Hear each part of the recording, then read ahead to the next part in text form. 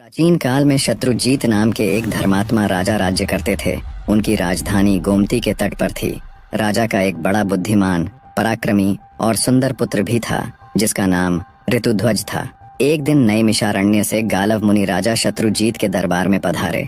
उनके साथ एक बहुत ही सुंदर दिव्य अश्व भी था। उन्होंने राजा से कहा, महाराज, हम आपके राज्य में रहकर तपस्या, यज्ञ तथा भगवान का भजन करते हैं, किंतु एक दैत्य कुछ काल से हमारे इस पवित्र कार्य में बड़ी बाधा डाल रहा है। यद्यपि हम उसे अपनी क्रोध अग्नि से भस्म कर सकते हैं, तथापि ऐसा करना नहीं चाहते, क्योंकि प्रजा की रक्षा करना और दुष्टों को दंड देना यह राजा का कार्य है। पर फिर भी एक दिन उसके उपद्रव से पीड़ित होकर हमने उसे रोकने का विचार बना लिया था।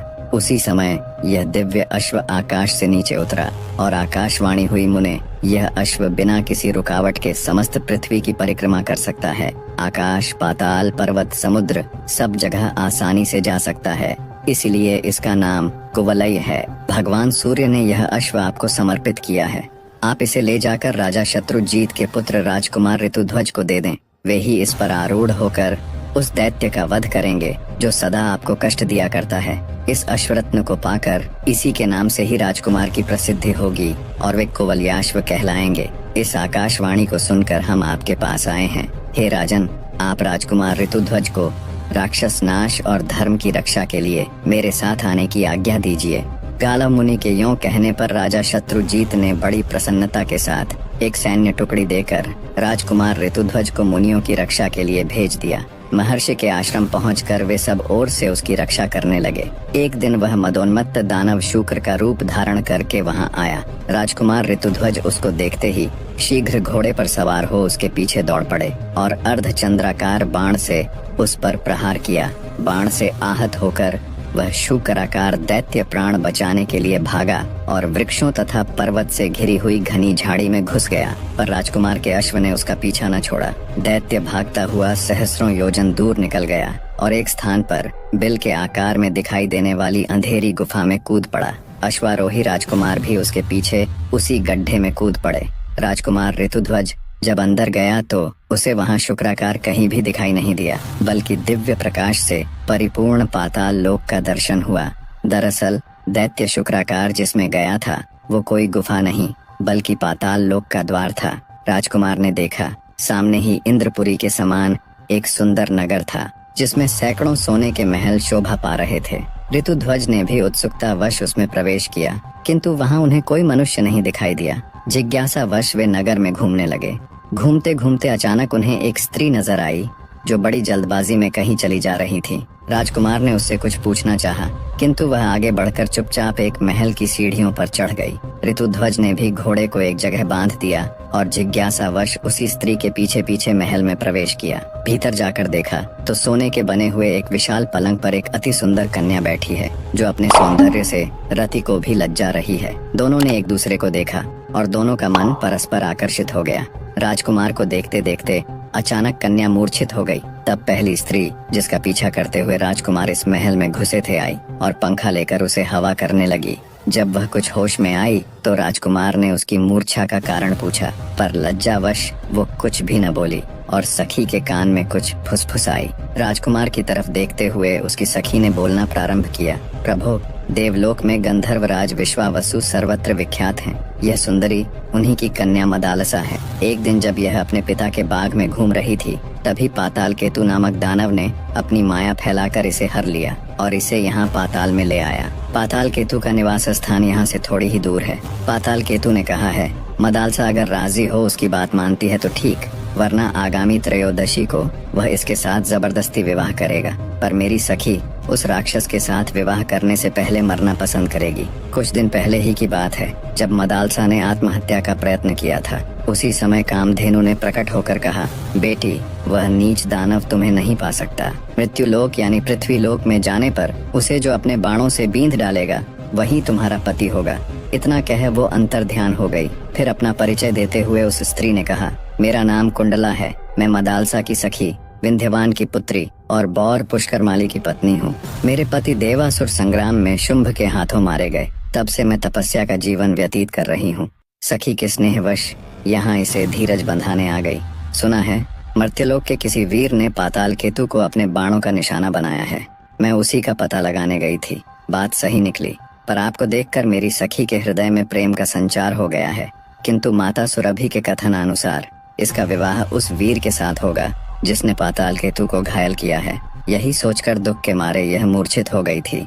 जिससे प्रेम हो उसी के साथ विवाह होने पर जीवन सुखमय बीतता है। इसका प्रेम तो आपसे हुआ और विवाह दूसरे से होगा, यही इसकी चिंता का कारण है। अब आप अपना परिचय दीजिए, कौन हैं और कहां से आए हैं। राजकुमार ने अपना यथावत परिचय दिया तथा उस दानव को बाण मारने और पाताल में पहुंचने की सारी कथा विस्तार पूर्वक कह सुनाई।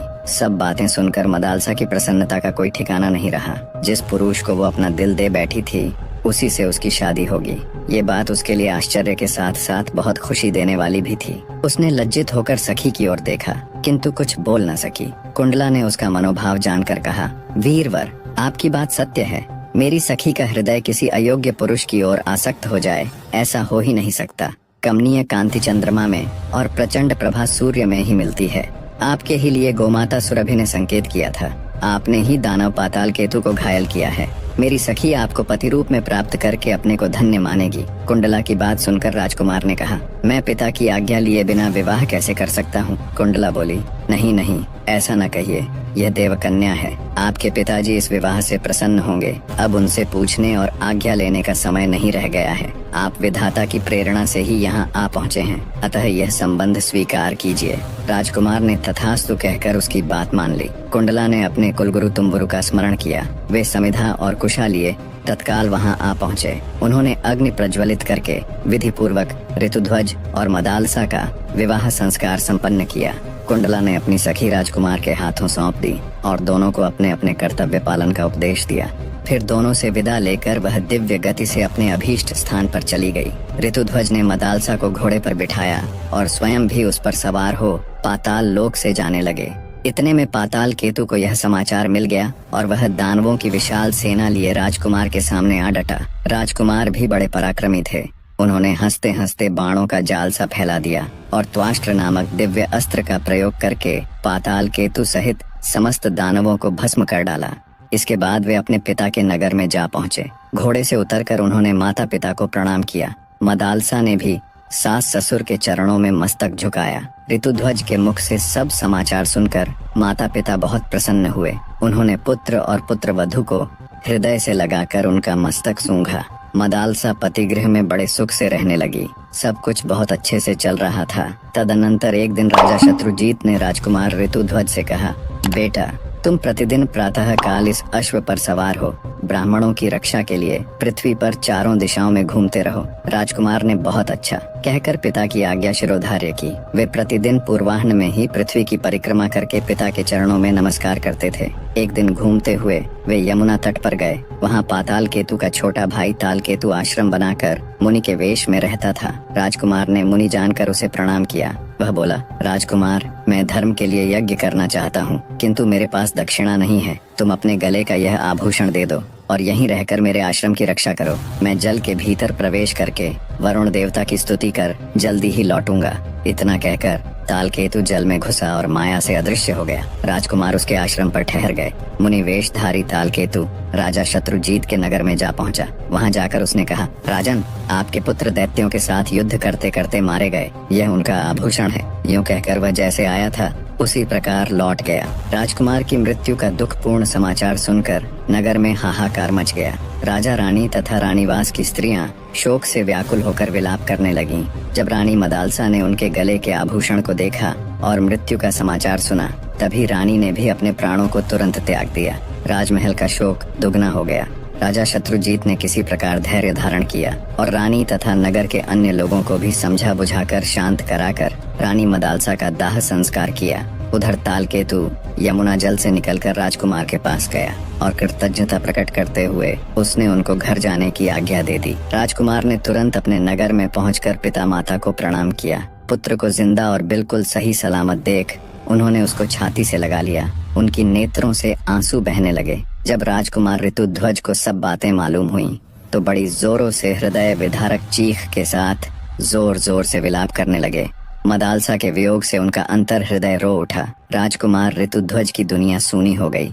उन्होंने मदालसा के लिए जलांजलि दी और यह प्रतिज्ञा की मैं मृग के समान विशाल नेत्रों वाली गंधर्व राजकुमारी मदालसा के अतिरिक्त दूसरी किसी स्त्री के साथ भोग नहीं करूंगा। यह मैंने सर्वथा सत्य कहा है। प्रतिज्ञा कर राजकुमार ऋतुध्वज ने स्त्री संबंधी भोग से मन हटा लिया और समवयस्क मित्रों के साथ मन बहलाने लगे। इसी समय नागराज अश्वतर के 2 पुत्र मनुष्य रूप में पृथ्वी पर घूमने के लिए निकले। घूमते घूमते उनकी राजकुमार ऋतुध्वज के साथ मुलाकात हुई। ऋतुध्वज के सरल और मैत्रीपूर्ण स्वभाव के कारण जल्दी ही उनकी आपस में प्रागढ़ मित्रता हो गई। उनका आपस का प्रेम इतना बढ़ गया कि नागकुमार एक क्षण भी उन्हें छोड़ना नहीं चाहते थे। वे दिन भर पाताल से गायब रहते थे। एक दिन नागराज के पूछने पर उन्होंने ऋतुध्वज का सारा वृत्तांत पिता के सामने कह सुनाया और बोले, पिताजी, हमारे मित्र ऋतुध्वज मदालसा के सिवा दूसरी किसी स्त्री को स्वीकार न करने की प्रतिज्ञा कर चुके हैं। मदालसा पुनः जीवित हो सके ऐसा कोई उपाय करें। नागराज बोले, उद्योग से सब कुछ संभव है, प्राणी को कभी निराश नहीं होना चाहिए। यूं कहकर नागराज अश्वतर हिमालय पर्वत के प्लक्षावतरण तीर्थ में, जो सरस्वती का उद्गम स्थान है, जाकर अपने पुत्रों के मित्र राजकुमार ऋतुध्वज के हितार्थ दुष्कर तपस्या करने लगे। सरस्वती देवी ने प्रसन्न होकर उन्हें प्रत्यक्ष दर्शन दिया और वर मांगने को कहा। अश्वतर बोले, देवी, मैं और मेरा भाई कंबल दोनों संगीत शास्त्र के पूर्ण मर्मज्ञ हो जाए।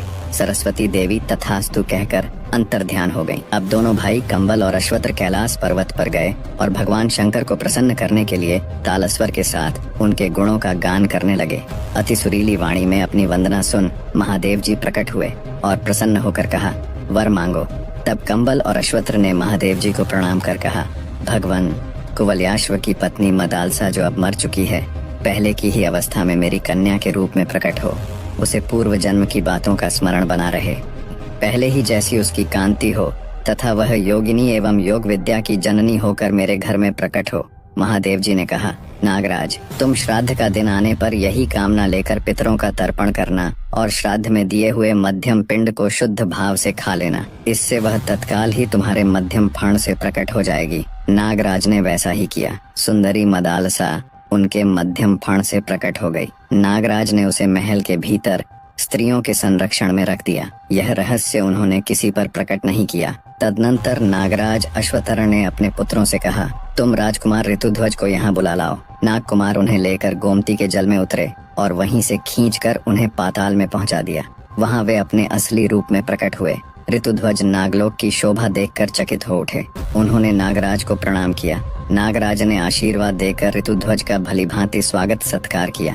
भोजन के पश्चात सब लोग एक साथ बैठकर प्रेमालाप करने लगे। तब नागराज ने मदालसा के पुनर्जीवित होने की सारी कथा उन्हें कह सुनाई। मदालसा के पुनर्जीवित होने की खबर सुनकर ऋतुध्वज की खुशी की कोई सीमा नहीं रही। उन्होंने नागराज से हर्षो उत्साहित होकर शीघ्र मदालसा से मिलाने का नम्र निवेदन किया। राजकुमार का हर्षोल्लाह देख नागराज ने बिना किसी देरी के उनको मदालसा से मिलवा दिया। राजकुमार ऋतुध्वज और रानी मदालसा एक दूसरे को देख भाव विभोर हो उठे और एक दूसरे को बहते नेत्रों के साथ गले लगा लिया। ऋतुध्वज के स्मरण करते ही उनका प्यारा अश्व वहां आ पहुंचा। नागराज को प्रणाम कर राजकुमार रानी मदालसा के साथ अश्व पर आरूढ़ हुए और अपने नगर के लिए रवाना हो गए। वहां पहुंचकर उन्होंने मदालसा के जीवित होने की कथा सुनाई। मदालसा ने भी सास ससुर के चरणों में प्रणाम किया। नगर में बड़ा भारी उत्सव मनाया गया। मार्कंडेय पुराण के अनुसार रानी मदालसा के 4 पुत्र हुए। महासती मदालसा ने अपने पुत्रों का उद्धार करके स्वयं भी पति के साथ परमात्मा चिंतन में मन लगाया और थोड़े ही समय में मोक्ष स्वरूप परम पद प्राप्त कर लिया। मदालसा अब इस लोक में नहीं है, किंतु उसका नाम सदा के लिए अमर हो गया।